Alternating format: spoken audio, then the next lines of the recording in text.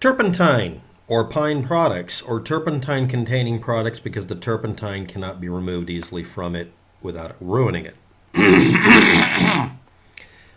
Pinus, not other pronunciation, palustris, mill seeds of the longleaf pine are edible, raw, or roasted and contain turpentine. You can also get, we used to call it pine gum. It can be used, you can chew on it. I did when I was a kid. Turpentine was added extensively in the past to gin during the gin craze and is still used for various things in incredibly tiny doses. And it's still listed under FDA natural food flavoring substances. It is. And in incredibly tiny amounts because it can work quite well as a flavoring.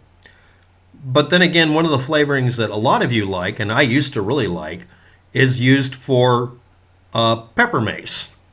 It's the dosage. But yeah, the FDA still lists it as a natural flavoring because it's unavoidable in some processes.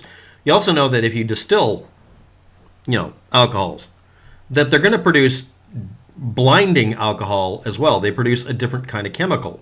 You have to filter it out by throwing out the first part of the batch. You'd know that if you'd run a still.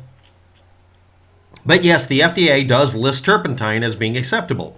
And then you have to ignore the top section where it says only use the amount that causes the effect needed, in this case flavoring, and then something else is listed.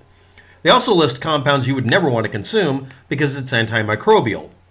This is sort of like discussing using thimerosal, a mercury-based compound, in medications. Yes, an incredible little dab will do you, but we don't want to drink fucking mercury.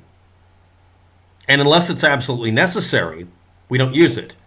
And yes, pine is used in pine sol. It's also used, unfortunately, I found out, in my tooth fixer-upper because I have a shattered molar in the back of my mouth and really looking at the pliers. But anyway, but it contains a painkiller and it has a flavoring in it that is god-awful to keep you from ever swallowing it voluntarily. Anyway, because it's a strong anesthetic and it'll actually numb your tongue to the point that swallowing's difficult. Speech is already difficult. Bam it, dat man. So anyway, at levels of 4,000 parts per million, slowly do the math, turpentine is immediately dangerous to life and health, and that doesn't change just because you want to drink turpentine because you were told something on Facebook. The person who posted a link to this, thank you for it. I was actually looking for that reference. I couldn't find it. You found it a simple way. You went to the FDA website and said, look for anything involving turpentine. So basically, you've shown me that I'm an idiot, thank you. But it still doesn't change the fact that this is literally for really submicroscopic amounts in gallons of something. They also used to use it for fuel. People also used literal fire water or snake oil, gasoline for stuff like this. The National Institute for Occupational Safety and Health recommended exposure limit, RLE, and the Occupational Safety and Health Administration, OSHA, legal permissible exposure limit for turpentine in the workplace is 100 parts per million over an 8-hour workday. Because higher than that, it can be very, very deadly. Turpentine is not safe to consume in the amounts you're being told about on the net. Yes, I understand the whole, it's listed somewhere as being acceptable.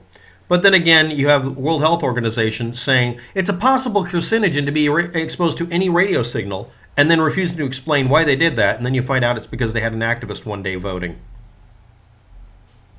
Thanks for watching. Have a good day. Good luck with that.